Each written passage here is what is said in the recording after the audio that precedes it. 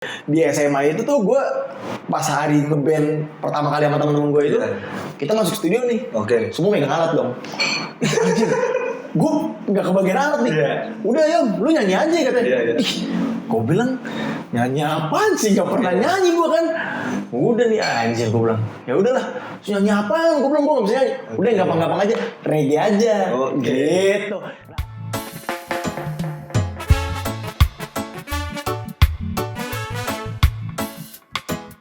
Ye, ketemu lagi di Nahoy Channel.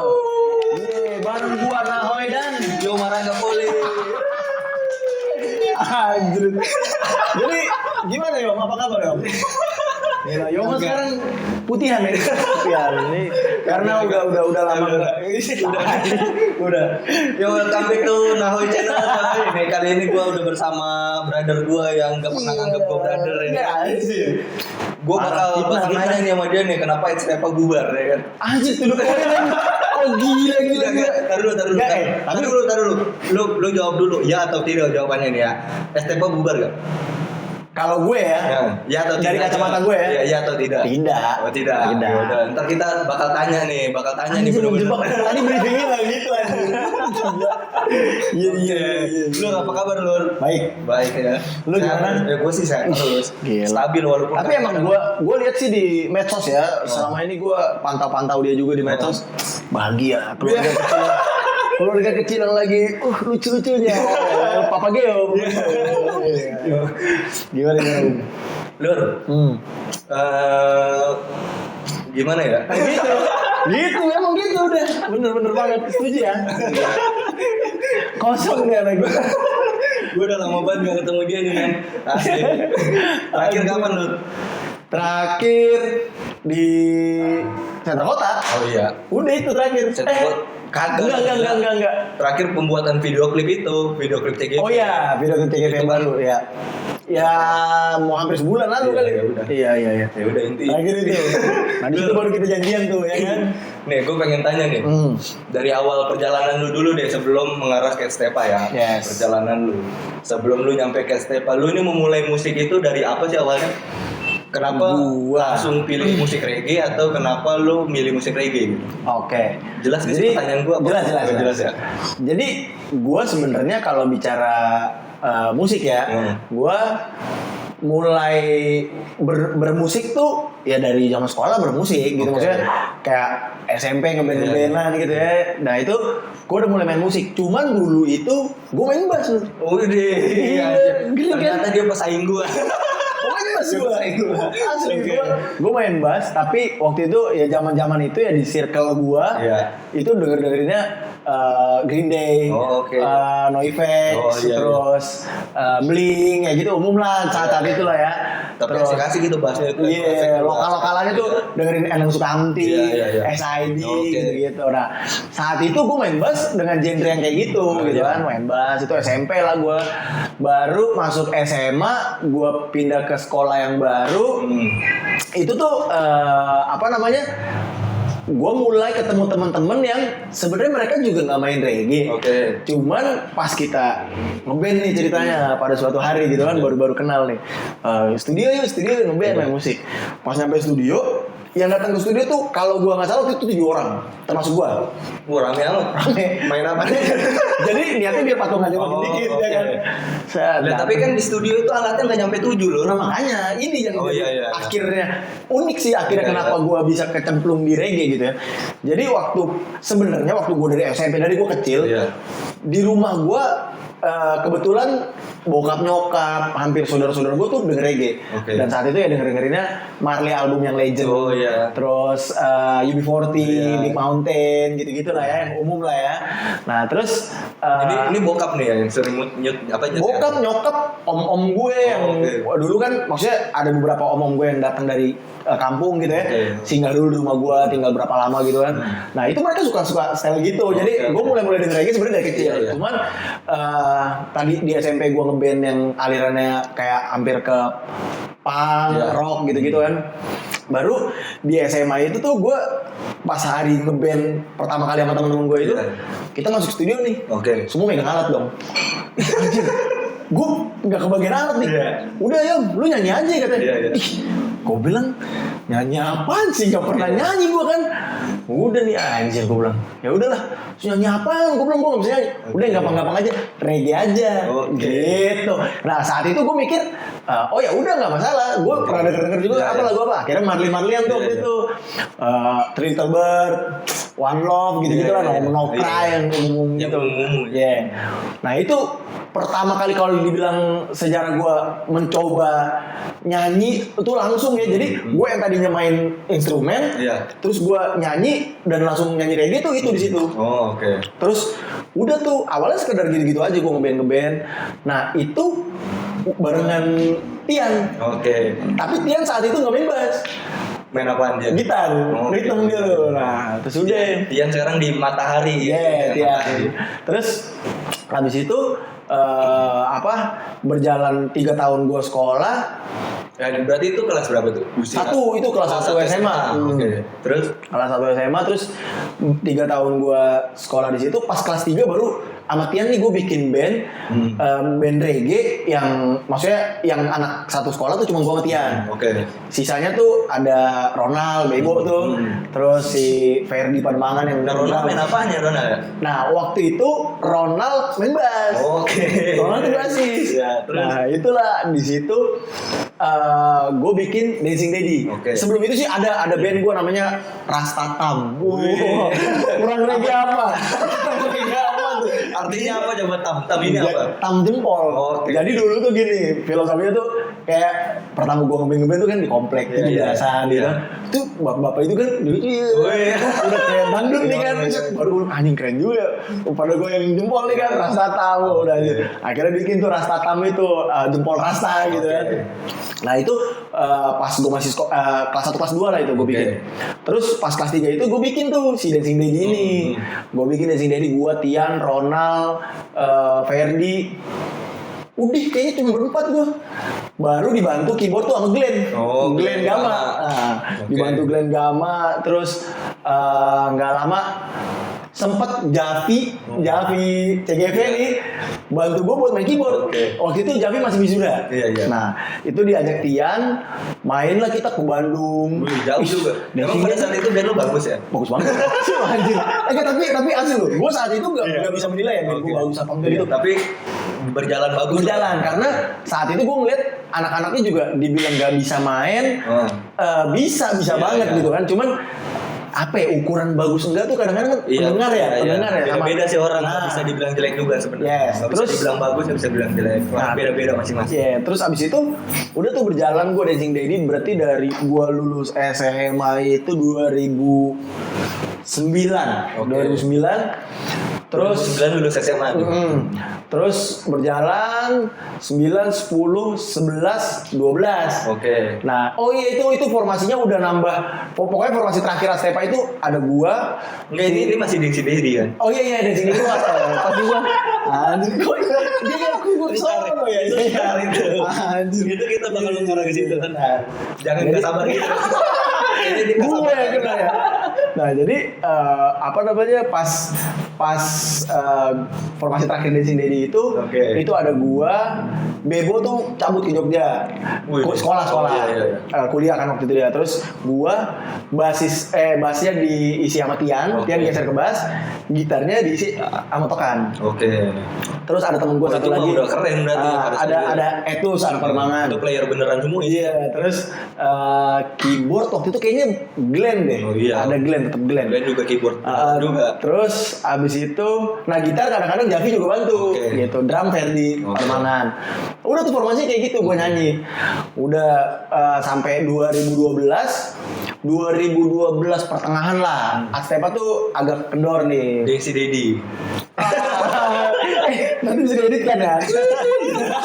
Enggak, soalnya kan paling terakhir ya Astepa nih kan. Jadi gue lu kangen banget gue. Terus abis itu si Dancing Daddy ini di 2012 pertengahan tuh mulai agak kendor tuh. Mulai agak intensitas bertemunya kurang, latihannya jarang gitu segala macem. Sampai akhirnya di akhir 2012 di lobby lah gue. Siapa yang lobby?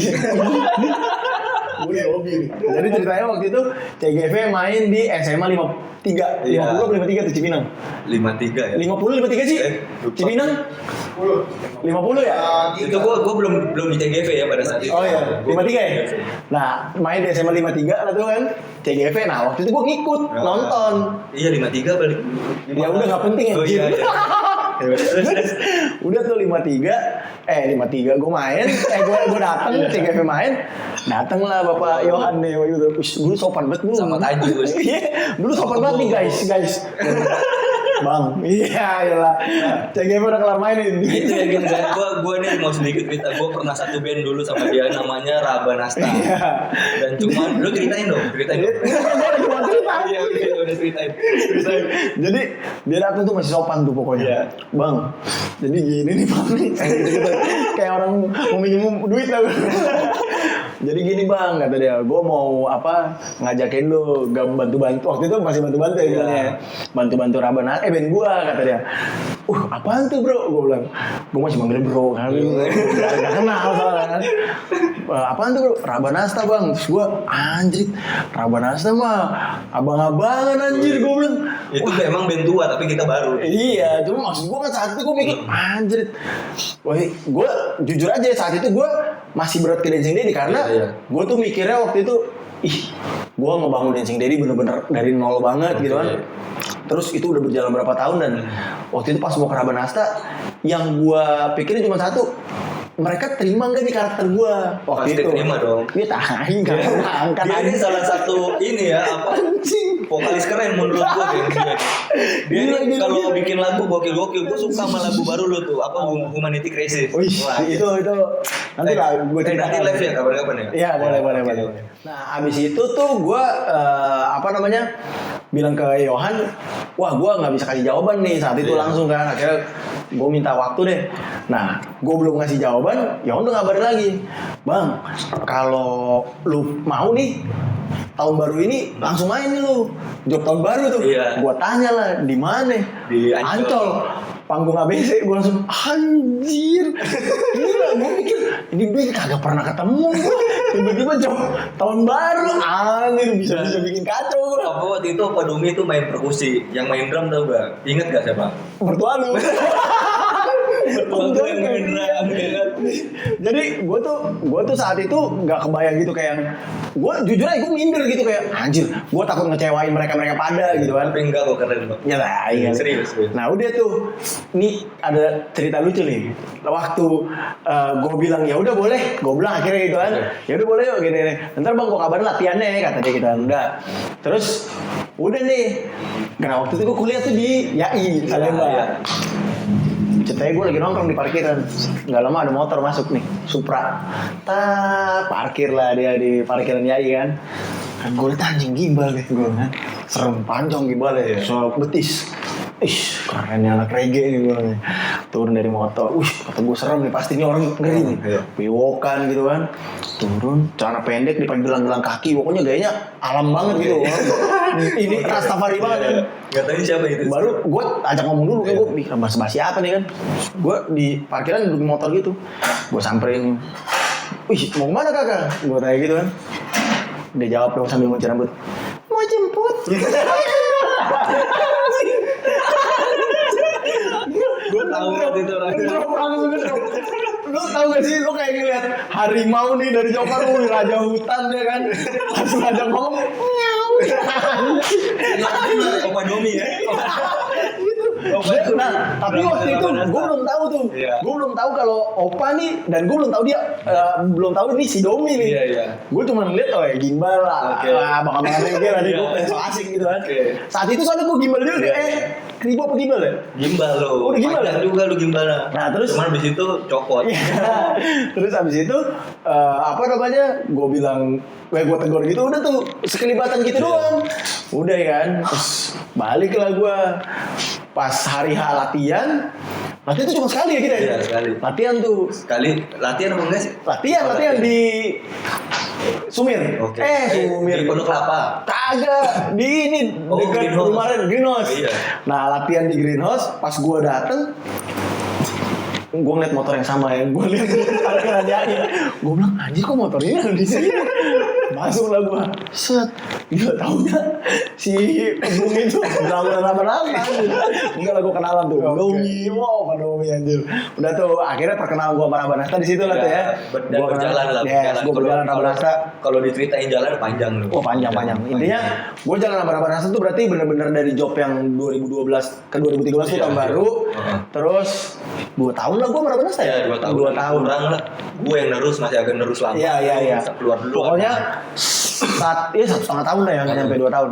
1,5 tahun gue jalan sama Rabanasta, baru deh dari situ sempet Raganasta. Oke. Sempet reguler tetap jalan terus, tapi gue nggak ada band tetap gitu kan. Playernya cabut-cabut aja lah. Terus Raganasta jalan, terus udah. Gue malah sempet vakum ngeband tuh. Sempet maksudnya bener-bener nggak ada reguler, nggak ada ini kan, nyantai aja. Nah mulai terbentuknya Step. Anjir. Ini yang kita tunggu-tunggu. Iya. Oh, ini gue ceritain juga sih. Iya dong, harus dong. Dari ceritanya Step Out berjalan dari awal gitu sampai pada akhirnya vakum kan. Iya. Kan berarti kan tadi kan di awal nggak bubar. Gue udah tanya kan nggak bubar. Berarti vakum. Ya. Padahal ntar gue tulis di judulnya nih kenapa Step Out bubar. Enggak, tapi kan itu kan dari kacamata gua kan. Mungkin kalau kacamata lu kan sebagai pengamat gitu kan. Dan penonton kan, penggemar. Iya. Bisa. Udah serius gua. Terus kan. Jadi Astepa tuh waktu itu ceritanya gini. Sebelum ada nama Astepa itu Amatokan waktu itu udah diisi skanking. Nah waktu yang sini dibubar tuh Amatokan ditarik isi skanking. Yang isi skanking itu pengiringnya Ras Muhammad ya kan? Oh iya. Nah terus setelah itu Tian Bass ditarik Matahari. Oke. Yang lain sih nggak terlalu ngeband lah. Javi tetap Javi sama CGV. Oh iya. Javi sama CGV terus udahlah pokoknya pernah bantu Astepa udah pada Astepa yang pernah bantu di sini udah pada ada band-band masing-masing kan. Nah, terus saat itu Amap kondisinya masih lagi dalam isi skanking kan. Yeah. Nah terus waktu Raga Dancing Daddy dan waktu Raga Nasta, gue ada satu drummer yang suka bantu gue juga, Aan. Oh iya. Nah Aan ini tuh sebenarnya drummer punk. Iya. Nama bandnya apa? Rocky Mill. Iya. Nah terus habis itu si Aan sama Ama tuh datang ke gue. Pokoknya mereka bilang Yom kita garap yuk materi-materi lu. Maksudnya lu ada materi nggak kita garap. Gue menanggapinya antusias banget kan. Gue bilang ayo udah gas yuk. Ya maksud gue ya 2 player ini buat gue mumpuni banget gitu kan. Gue apalagi sama Tokan, Aan gitu ya. Ini mah player di luar kepala semua dah main kan. Ayo udah gas gitu. Kita ngulik-ngulik. Awalnya gue bertiga doang. Bertiga ngulik-ngulik. Ada beberapa lagu yang udah kita ini bikin. Tambahlah Berto buat bantu nebelin ritme. Tambah Berto. Terus waktu itu sempat ngajak Rodem juga. Dulu keyboardis itu siapa sih? Nggak ada. Oh, nggak ada ya? Nggak ada sampai sekarang pun Astepa nggak pernah punya keyboardis tetap gitu. Tapi edisional ada ya? Ada. Nah terus abis itu waktu itu tuh Astepa mau main di satu acara gitu. Nah kita latihan kebetulan di Allen Studio. Oh iya. Nah si Allen Studio ini punyanya Lean sama Lean. Adam temen itu kan. Lean itu basisnya Astepa. Nah akhirnya kita bakal wawancara dia. Iya. Terus gitu ya. Iya. Terus abis itu kita latihan dan sempat waktu itu Lean gak ikut latihan tuh kan. Maksudnya belum ada basis ini kan. Jadi latihan tuh cuma bener gitar 2 sama vokal sama drum. Nah terus latihan baru deh setelah latihan gitu ide kan nggak mau tes aja Lean gitu kan. Boleh aja sih gue bilang gitu kan. Udah akhirnya kita obrolin tembak Lean mau berjalan lah. Nah akhirnya baru deh mulai pilih nama tuh gimana. Pertama sempet Yoma Endi Astepa gitu kan. Tapi gue bilang kita kan satu band, kita bukan mau ngebangun solo gue gitu kan. Ya udah satu band jadi Yoma Astepa gitu. Akhirnya Astepa doang yang kita ambil gitu, Yomanya dihilangin. Lah enggak, sampai terakhir gue lihat ada Yomanya. Kagak. Oh jadi Astepa doang. Jadi iya pokoknya yang dari lagu Koruptor Jakarta tuh udah Astepa. Jakarta masih Yoma Endi Astepa. Baru Astepa tuh ini pas udah Koruptor tuh, dari Koruptor tuh udah Astepa doang gitu. Nah udah tuh terus habis itu berjalan sampai akhirnya kemarin ya Ama akhirnya sibuk dengan isi skanking kan. Ama sibuk pokoknya yang masih berjalan latihan gitu, kita bikin lagu segala macam. Gua, Aan, Ama Lean. Berto pun waktu itu juga kerja tuh. Nah, keyboardis sama kita nggak ada keyboardis kita, paling dibantu sama ada keyboardisnya Estoren, si Radit. Kalau nggak ya paling Akai di klien gitu. Nah, udahlah berjalan tuh Stepa ngeluarin single pertama Jakarta. Iya, itu keren. Single kedua Korupdor. Terus udah belum ada lagi sama manggung aja udah. Nah, terus sebenarnya ada beberapa materi yang udah di tag, cuman ya akhirnya tuh vakum-vakumnya nih 2019. Iya, gini loh pertanyaan gua nih yang saat ini pengen gua tanyakan, kenapa ada Yoma? Gua kan taunya Yoma di Stepa ya. Gua nggak tahu kalau itu pada akhirnya jadi Stepa. Gua taunya Yoma di Stepa dan gua tahu lagi sekarang ada Yoma Ragapoli. Udah ya. Anjir. Nah, itu kan bukan menandakan ya, maksudnya orang itu pasti akan berpikir kalau ini maksudnya apaan nih? Ada Yoma di Stepa dan Yoma Ragapoli. Karena kan Yoma di Stepa aja tetap Yoma dong. Iya kan? Yoma Ragapoli Yoma juga gitu. Apa bedanya? Dan kenapa bisa begitu gitu? Nah, kalau makanya akhirnya tuh dari Yoma yang di Stepa jadi Stepa doang karena tadi itu kalau Yoma di Stepa kesannya orang pikir ini solo gua gitu kan. Karena Yoma yang di Stepa gitu kan. Ah udahlah makanya kita ganti jadi Stepa. Nah, kalau Yoma Ragapoli sendiri sebenarnya nama Yoma Ragapoli tuh udah dari zaman gue masih sama Dancing Daddy tuh gue dikasih nama itu sama mentor gue nih, Mr. Kontra. Jadi vokalis lu tuh. Nah jadi Om Kun tuh waktu itu ngasih ke gue, dia bilang pokoknya Yom lu pakai nama raga aja, lu kasih nama raga di tengah nama panggung lu gitu, maksudnya Yoma Ragapoli gitu. Oh iya boleh Om, tapi ya nggak pernah kepake karena emang gue nggak pernah ada job yang gue sendiri gitu, nggak pernah gitu kan. Jadi ya udah. Belum kan? Nah, di saat itu nggak pernah gitu kan. Jadi Yoma Ragapoli itu nggak pernah dipakai. Nah, kalau kenapa ada Yoma Ragapoli sekarang ya karena kebetulan tadi nih gue lanjutin dikit ya. Akhirnya Stepa tuh vakum awalnya karena gue, karena gue bilang saat itu ya situasi keluar di rumah lah gue lebih membutuhkan waktu gue banyak gitu. Jadi akhirnya gue jarang ke studio, terus anak-anak juga ya sibuk juga akhirnya yang lain gitu kan. Udah akhirnya gue vakum, maksudnya Stepa sempat mandek tuh kan. 2019 gue ada buka usaha juga, terus gue buka ini nih coffee shop sama ya udah akhirnya sibuknya di sini doang sih Lur, nggak apa ya, maksudnya bukan sibuk karena gue ada proyekan lain gitu, cuman akhirnya pas berjalan waktu gitu gue curhat nih boleh nih? Iya lah. Ya, curhat harus dong. Jadi saat itu gue ngerasanya anak-anak menuntut gue, tiap kali menuntut gue kayak, ayo dong gitu kan, ayo jalan lagi lah, ayo gini. Nah maksud gue jalan lagi lah ini, ya gue nggak tahu ya, mungkin pandangan gue sama pandangan mereka beda nih, kita nggak satu frekuensi gitu kan. Kalau yang dari kacamata gue pikiran gue ya jalan laginya itu dengan situasi gue sekarang, si band ini nggak jadi prioritas gue sekarang. Jadi gue ngerasanya gue dikasih kelebihan sama Tuhan, gue bisa bikin musik, gue bisa bikin lirik, gue bisa bernyanyi gitu kan. Nah itu nilai plus aja buat gue. Jadi maksudnya gue tuh ini tuh buat hidup gue nggak jadi prioritas lagi karena gue harus punya pondasi yang lebih mantap karena gue nopang keluarga sekarang gitu kan. Jadinya gue nggak fokus ke situ. Jadi maksudnya gue kalau emang Stepa mau jalan atau gimana ya udah. Jadi lu bikin musik aja. Lu kalau emang mau berkarya ya kita sama-sama berkarya dengan porsi kita. Lu bikin musik gitu, lu bikin reading, lu bikin beat gitu kan. Lu lempar ke gua, "Yom nih ada beatnya, ada reading gini gimana gitu." Ya maksud gua berjalan gitu aja. Nah, itu belum kejadian, adalah Gasa Reading. Gitu. Nah, waktu Gasa Reading itu maksudnya Gasa Reading ngeluarin beat-beat tuh, gue sempet mikir yang kayak, oh ini yang gue maksud tuh kayak gini gitu. Maksudnya ya akhirnya gue lebih bisa, maksudnya nggak ada yang gue nggak terikat apa-apa gitu ya, santai-santai aja gue dengerin aja beat Gasa Reading tuh di IG waktu itu dia posting-postingan yang mana yang nyangkut sama gue gitu kan. Jadi sebenarnya gue sama Gasarin tuh udah tektokan masalah ngomongin reading gitu tuh udah lama sebenarnya gitu kan.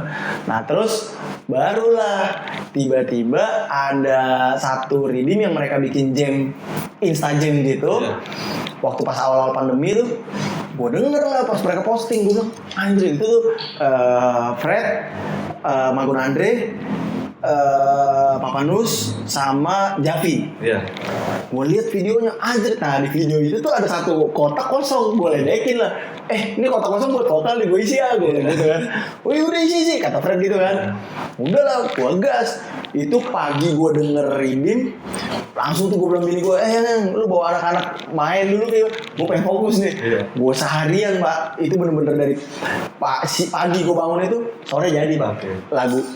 Sore jadi, gue lempar ke Fred, gimana kak? Gas, yom bungkus saya ini harus jadi katanya. Itu dari tahun lalu. Itu lagu apaan tuh? Humanity Crisis. Oh, itu udah lama berarti ya? Udah lama, itu dari pertengahan tahun lalu. Tapi itu kapan mau rilis? Nah ini jadi ceritanya Humanity Crisis kalau audio sih udah beres. Cuman akhirnya kita mau rilis bareng video klip gitu. Nah, Lur balik lagi ke Ed Stepa, ya kan? Lu sama anak-anak selek gitu? Iya. Enggak, tapi perlu sih dipertanyakan ya. Maksudnya gini, taruh dulu gue jelasin dulu. Karena gue itu ngeliat di akun channel YouTube-nya Allen Music Studio. Ya benar kan namanya ya? Iya, Allen Music Studio. Nah, dia itu bikin kayak satu dokumenter ya. Dokumenter dari dia perjalanan YouTube channel itu dari awal sampai sekarang. Semua video dijadiin satu ya. Semua video dijadiin recap gitu ya. Recap semua video ada di situ dan nggak ada statement. Padahal anjir, gue tahu videonya anjir. Iya. Padahal di situ tuh gue udah ngecek dari semua viewers yang ada di Allen Music Studio. Ed Stepa itu ngasih viewers paling banyak. Itu kalau nggak salah nyampe 58.000 ya. 58. Iya. 58.000. Nah itu tuh bikin gue bertanya-tanya gitu loh. Ini kenapa ya kan? Padahal Ed Stepa ini kan secara nggak langsung bandnya Allen, ya kan? Dan Allennya itu secara nggak langsung juga adalah pemilik channel itu. Iya. Dan lu sama Allen itu adalah motor di Ed Stepa. Nah lu berdua kenapa? Nama Lean. Iya Lean. Di Allen sama Lean ya orangnya sama lah gitu ya. Jadi dikenal sebagai Lean. Nah lu sama Lean ini kan bisa dikatakan motornya Ed Stepa. Nah kenapa Lean nggak masukin Ed Stepa di dalam situ gitu? Ya kalau itu gue nggak tahu ya. Cuman kalau lo tanya gue selek apa enggak, ya kalau sampai detik ini sih gue nggak ada perselekan yang gimana. Maksudnya bener-bener ya udah emang sekedar nggak kita kontekan aja, nggak ada ngomongin musik gitu ya. Maksudnya di ranah musik tuh nggak ada gitu. Tapi masih kontekan.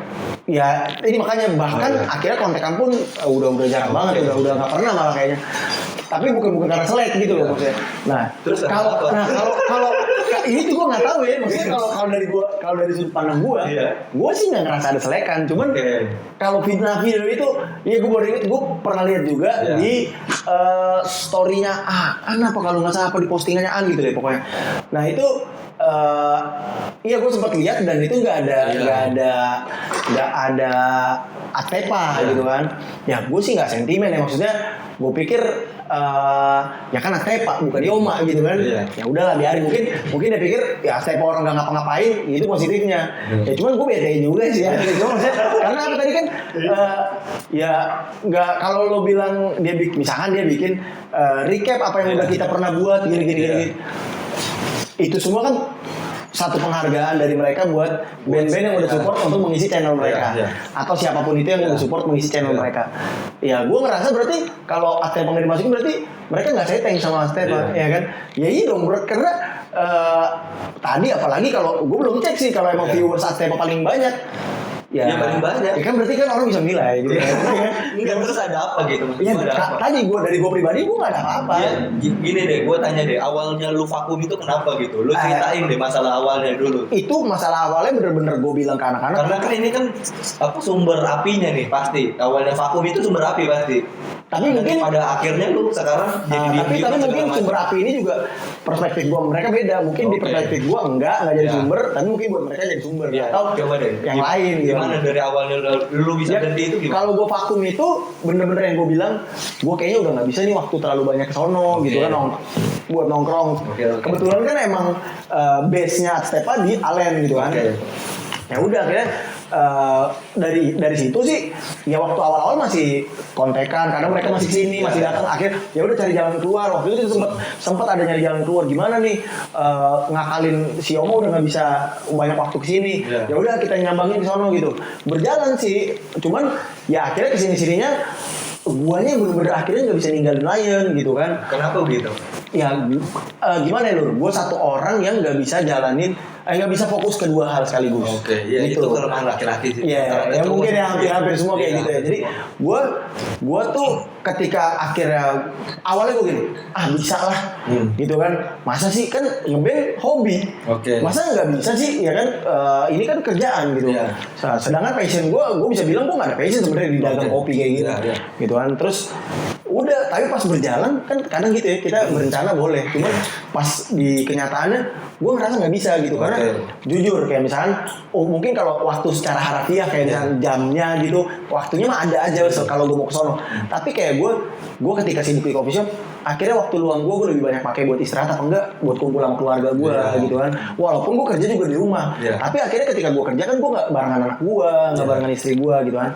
Nah jadi kalau menurut gue prioritasnya udah beda akhirnya, perspektifnya juga beda nih pandangannya. Dan pandangan apa tuh? Ya pandangannya terhadap menyikapi masalah band ini gitu kan. Gini deh, gue pengen tanya, pada saat itu ini kan udah lama berarti ya kejadian itu kan. Lion ini juga udah berapa tahun? Tahun ya. Nah, ini kita syuting di Lion Coffee ya, punyanya Yoma ya. Mampir di mana Lur? Di Jalan Caman Raya nomor 182, patokannya Hotel Grand Caman. Jangan mampir tuh, ini tempat keren banget nih. Enak minumannya. Bisa aja nih. Gua abis ini mau ditodong nih. Nah, Lur, balik lagi ke pertanyaannya. Pada saat itu respon anak-anak gimana? Pertama kali pasti ada omongan dong di awal, nggak mungkin nggak. Nah tadi tuh ya gue bilang, maksudnya kalau respon anak-anak pertama sih bagus banget. Mereka tuh bener-bener kayak oh ya udah itu oke, nggak apa-apa Yong gitu kan. Ayo kita coba cari jalan keluar gimana. Itu respon awal. Ya cuman ya kesini-sini sebenarnya nggak ada yang respon gimana-gimana tuh nggak ada. Karena waktu pas setelah akhirnya bener-bener Astepan jarang banget ketemu dan nggak ada pembahasan apa-apa, mereka sempat jalan sama band lain. Lain sama Antus sempat jalan bantuin teman-teman juga, gue kenal juga, bantuin main gitu. Mereka juga ngomong sama gue, Yong gue bantuin band ini dulu ya gini. Ya sebenarnya buat gue sih nggak perlu ngomong ke gue ya, itu kan urusan lu gitu kan. Ya cuman kebetulan karena sama-sama di bidang musik aja gitu kan. Udah, nah jadi mereka sempat jalan juga ngurusin band lah, ada proyekan masing-masing. Alan juga kerja gitu kan, yang ngurusin studio. Nah terus ya kalau respon akhirnya kesini-sini ya ngalir gitu aja, udah bener-bener yang lama-lama fade out gitu.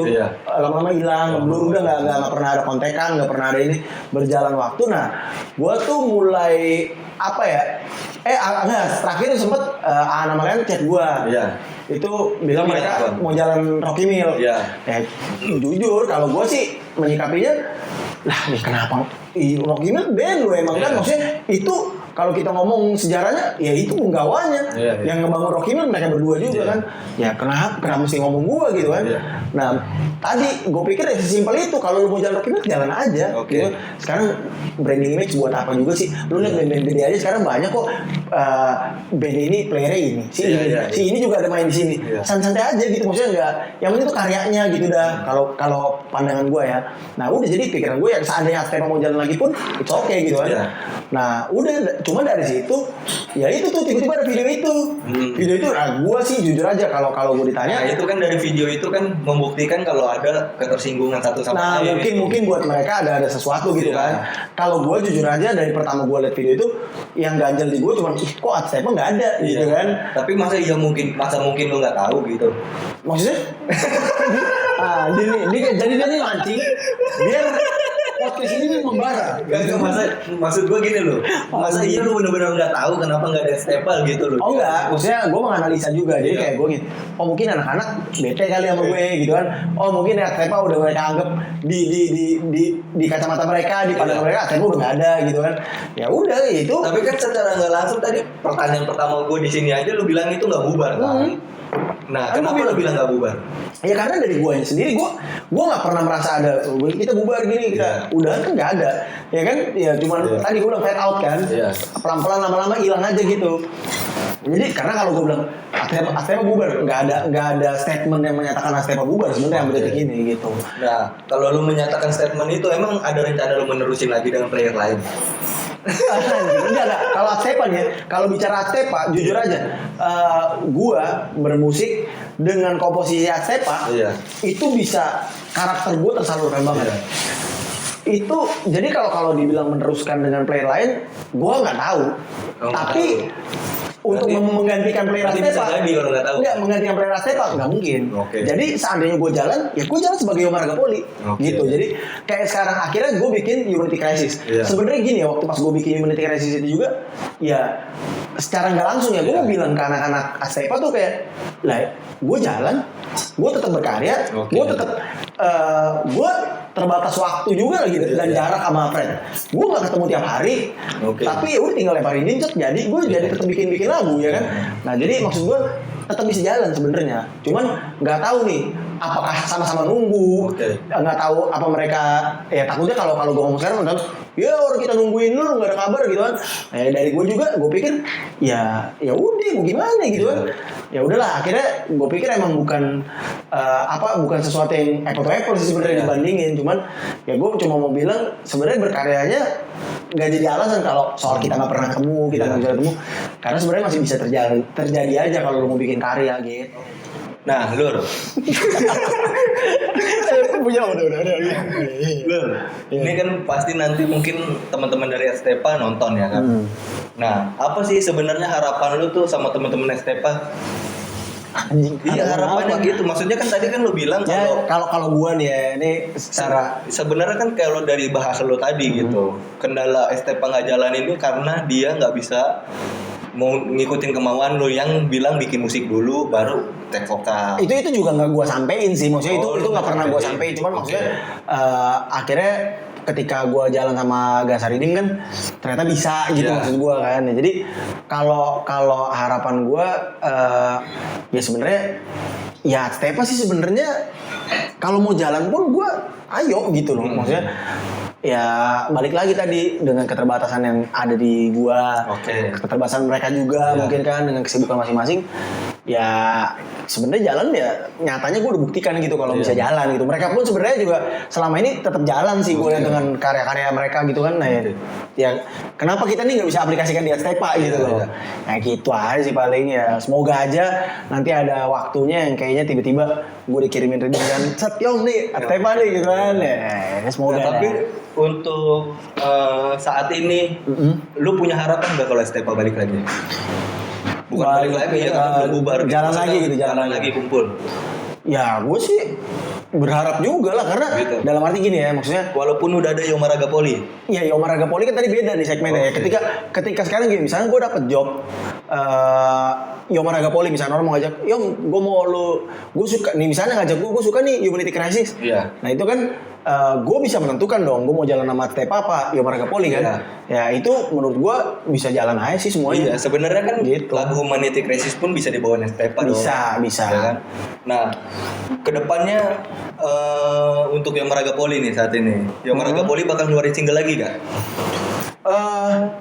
Akan nih kayaknya. Akan. Humanity Crisis sudah keluar belum? Tadi belum ada klipnya ya? Belum ada. Karena nunggu klip tadi. Kalau klip jadi kita. Tapi udah dibawakan kan di akun Scar Project tuh. Udah live tuh gue bawain sekali unplug-an di sini nih. Itu masih berantakan tuh sama Gun Andre sama Om Kun sama Fred waktu itu. Terus yang kedua di Hip Hop Reggae Connection itu Scar Project. Gitu. Di Yoma Ragapoli lagi kapan keluar single terbaru lagi selain Humanity Crisis? Kalau single terbaru sebenarnya ini gue lagi garap aja nih. Karena fokusnya sebenarnya mau ngejar udah ada berapa lagu? Ada 2. Ada 2 lagu. Satu sama sama Gasaridin, yang satu lagi sama Roll As Studio. Nah si Roll As ini teman-teman yang juga nanti bakal garap garap video klipnya Unity. Nah, ini pertanyaan yang pertanyaan yang benar-benar terakhir dari gue nih lo. Mau janji ya terakhir ya? Iya, terakhir ini benar-benar terakhir. Mau gak kalau Astepa gue gabungin lagi di sini? Oh iya nggak Di apa-apa, channel. datang kan nongkrong Iya. kan ya nggak apa-apa. Nongkrong dan ngejam. Oh boleh banget ngejam, kangen gue jujur nih ya, gue kangen ngejam sama Stepa juga. Oke. Kangen lah, cuman ya gitu apa namanya, paling bertiga doang gue ya kan. Iya. Karena kan yang emang tadi gue bilang ya mungkin sekarang ada sama Tokan nih karena kan lagi nggak terlalu sibuk Iya, banget iya, kan. iya. Mungkin sama Tokan bisa join juga Oke. gitu ya, bagus lah Lur kalau misalnya lu bisa Iya, nanti jadi gua- nahoy tali kasih gitu. Tali kasih. Nanti pada akhirnya gue juga akan wawancara si Lean juga. Mungkin Lean sama Oh, si siap. Aan. Yes. Gue bakal mempertanyakan semua. Ya, wah gila ya.